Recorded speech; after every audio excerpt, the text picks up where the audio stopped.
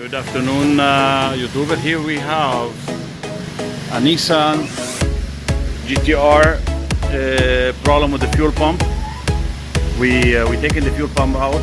The pressure is very low. Here they have the fuel pump.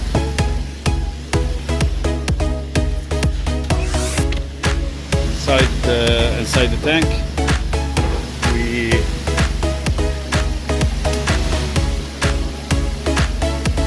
We're removing what's happened when you accelerate, it cuts. Every time you accelerate, it doesn't go up more than 4,000 RPM. We're replacing now the fuel pump, and it should be okay. And we have here an Aston Martin will move forward or backward. This Aston Martin had a problem with programming transmission. We're programming it and came up good.